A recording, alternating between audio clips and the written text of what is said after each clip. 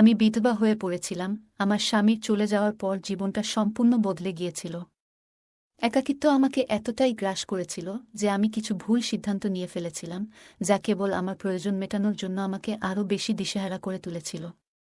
জীবনের কঠিন বাস্তবতায় এমনভাবে আটকে গিয়েছিলাম যে নিজের দিকে তাকানোও কঠিন হয়ে পড়েছিল। ওর বন্ধুরা সারা রাত আমার উপর অত্যাচার চালাতে থাকল, আর আমি অসহায় হয়ে পড়লাম। কিছুদিন পর আমি গর্ভবতী হয়ে গেলাম এবং পরে আমি তা নষ্ট করে ফেলি, কারণ এই বাচ্চার বাবা কে ছিল আমি জানতাম না। জীবন তখন এতটাই নিস্তেজ হয়ে গিয়েছিল যে বেঁচে থাকার ইচ্ছেটাই হারিয়ে ফেলেছিলাম। কোনো সান্ত্বনা বা কোনো সমর্থন কিছুই ছিল না, কেবল মনে হচ্ছিল এই জীবনটা শেষ করে দিতে হবে। তাই আমি বরফে জমে থাকা নদীতে ঝাঁপ দিয়েছিলাম। যখন জ্ঞান ফিরে পেলাম, দেখলাম যে এক অচেনা ব্যক্তি আমাকে উদ্ধার করেছে। সে আমাকে নিয়ে তীরে উঠিয়েছিল, ঠান্ডায় জমে যাওয়া আমার শরীরটাকে গরম করার চেষ্টা করছিল। সে আমাকে তার গাড়িতে তুলে নিয়ে গিয়ে আমার ভেজা কাপড় খুলে দিল এবং তার শরীরের তাপে আমাকে গরম রাখার চেষ্টা করছিল, যাতে করে আমি তাড়াতাড়ি সুস্থ হয়ে উঠি। সেই দুর্বল মুহূর্তে আমাকে জড়িয়ে ধরে তাপ দিয়ে বাঁচিয়ে রেখেছিল। বন্ধুরা, এমন আরও গল্প শুনতে চ্যানেলটি সাবস্ক্রাইব করুন। আমি সোনালি, মাত্র 23 বছর বয়সেই আমার জীবন যেন থমকে গেছে। একাকিত্বের মাঝে দিনগুলো কেটে যাচ্ছে, কারণ দ্বিতীয় বিয়ের পর থেকে আমার যৌবন যেন কোথাও হারিয়ে গেছে। সন্তান নেই, পরিবার থেকেও দূরে।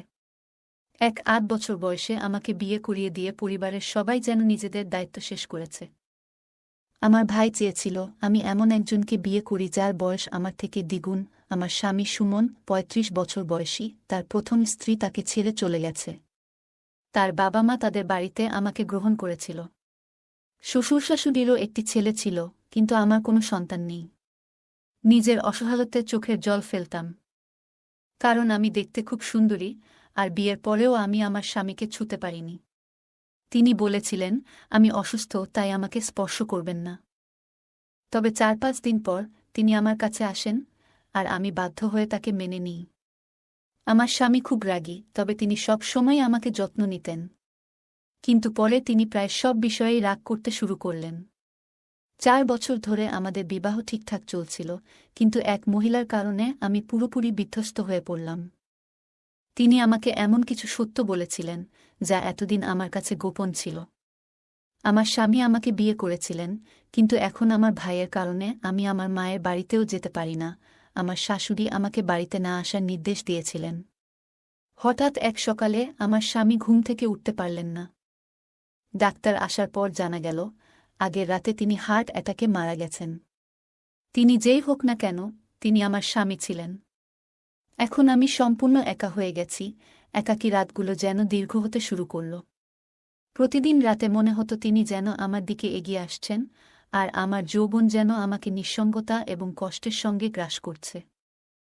আমি পুরোপুরি একা হয়ে গিয়েছিলাম। ভাবতে থাকলাম কিভাবে আমি এই জীবন কাটাব। শাশুড়ি আমাকে উপহাস করতেন, তিনি বলতেন, তোমার স্বামী চলে যাওয়ার পর তুমি এখানে থাকো কেন? চলে যাও মা, আমরা তোমার দায়িত্ব নিতে পারব না। প্রতিদিনই তিনি আমাকে অপমান করতেন, বলতেন, যখন তুমি তোমার স্বামীকে হারিয়েছ, এখানে থেকে কি করবে?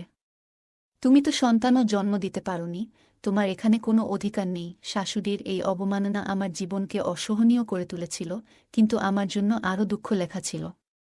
একদিন তিনি আমাকে ঠেলে দিয়েছিলেন। আমি আমার ভাইয়ের কাছে ফিরে এলাম, কিন্তু আমার ভাই এবং তার বউ আমাকে সাফ জানিয়ে দিলেন, তুমি তোমার শ্বশুর বাড়িতে ফিরে যাও, আমরা তোমার দায়িত্ব নিতে পারব না। আমি বললাম, ভাই, তারা আমাকে ঘর থেকে বের করে দিয়েছে, আমি এখন কোথায় যাব, কি করব? তুমি যদি আমাদের দায়িত্ব নিতে না পারো, তবে এখন আমি কি করব? আমি তোমার বোন, আর এই পৃথিবীতে আমার আর কেউ নেই। আমি তাকে বললাম, তুমি আমার হাতে কিছু টাকা রাখো, আর নিজের জন্য কিছু ব্যবস্থা করো, বললেন তিনি। আমি বুঝলাম আমার কোনো উপায় নেই, কেউ আমাকে রাখতে চায় না। আমার জীবন এমনভাবে ভেঙে পড়েছিল যে আমি রাস্তায় ঘোরাঘুরি করতে লাগলাম। এমন সময় এক ব্যক্তি আমাকে দেখলেন এবং জিজ্ঞেস করলেন, তুমি এত জিনিসপত্র নিয়ে এখানে ঘুরোছ কেন? আমি বললাম, স্যার, আমি কিছু কাজ খুঁজছি এবং আমার থাকার জায়গা নেই। তিনি বললেন, আমার সাথে আসুন, বাসা দেখভাল করতে পারেন। লোকটি প্রায় 26 বছরের হবে। তাই প্রথমে দ্বিধায় ছিলাম, তবে তার সাথে যাওয়ার সিদ্ধান্ত নিলাম। তিনি আমাকে তার বাসায় নিয়ে গিয়ে খাবার দিলেন এবং রঙিন জামা দিয়ে বললেন, নতুন করে জীবন শুরু করুন। আমি ভেবেছিলাম এখানে কেউ আমাকে চেনে না, কি পড়লাম তাতে কি আসে যায়। তিনি জানতে চাইলেন, তুমি কি শিক্ষিত? আমি বললাম, স্যার, ইন্টারমিডিয়েট পর্যন্ত পড়েছি। তিনি বললেন, ঠিক আছে, আমার অফিসে চাকরি করবে। আপাতত এখানে থাকো। তার নাম ছিল সুনীল। প্রথম দিন অফিসে যেতে খুব চিন্তা হচ্ছিল, কিন্তু তিনি বললেন, তুমি আমার ব্যক্তিগত সেক্রেটারি হবে। তিনি আমাকে এমনভাবে দেখতেন যা অস্বস্তি করছিল, কিন্তু কিছু বলিনি। তিনি আমার বস, আর আমি একজন বিধবা। তার দৃষ্টিতে কিছুটা অস্বস্তি থাকলেও আমারও একাকী জীবনে এক নতুন রোমাঞ্চ দরকার ছিল। আমি বর্তমানে তার বাসায় থাকি, বাসাও দেখাশোনা করি। অফিসের কাজের পাশাপাশি আমি বাড়িতেও রান্না করতাম। একদিন সুনীল রান্নাঘরে এসে জিজ্ঞেস করল, তুমি কি রান্না করছ? সে খুব কাছে এসে দাঁড়াত এবং তার আচরণে আমি ভয় পেতাম। আমি বললাম, স্যার, আপনি সবসময় আমাকে ভয় দেখান। আর তিনি বলতেন, ভয় কাটাতে হবে। ধীরে ধীরে আমি তার প্রতি দুর্বল হয়ে পড়ছিলাম। সুনীল আমার প্রতি যত্নশীল ছিল এবং 1 মাসের মধ্যে আমি বুঝতে পারলাম সে আমাকে সম্মান করে। একদিন কবির আমাকে বলল, আমি এখানে আছি তোমার পাশে, তুমি আর একা নও। তোমার প্রাইভেসি চাইলে সেটা তুমি পাবে। তার কথায় বিভ্রান্ত হলেও আমি তাকে হ্যাঁ বলা শুরু করি। তার প্রতি আমার ভালোবাসা দিন দিন বেড়ে চলছিল।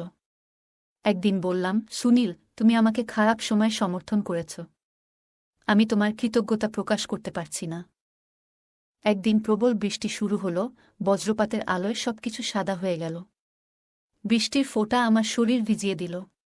দাঁড়িয়ে থাকতে থাকতে আমি ভাবতে লাগলাম কতটা একা আমি। স্বামীকে হারিয়ে আমি ভালোবাসার জন্য তৃষ্ণার্ত ছিলাম।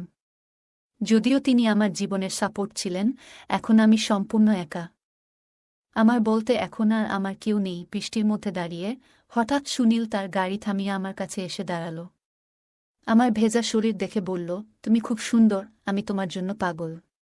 সাদা শাড়িতে তোমাকে ভালো লাগছিল না, তাই তোমাকে রঙিন শাড়ি দিলাম। সুনীল আমাকে জড়িয়ে ধরল, আর আমার শরীরে শীতল একটা অনুভূতি আসতে লাগল। সেই মুহূর্তে আমরা দুজন একে অপরের খুব কাছে এলাম। সুনীল বলল, আমি অনেক দিন ধরে তোমাকে চাচ্ছি।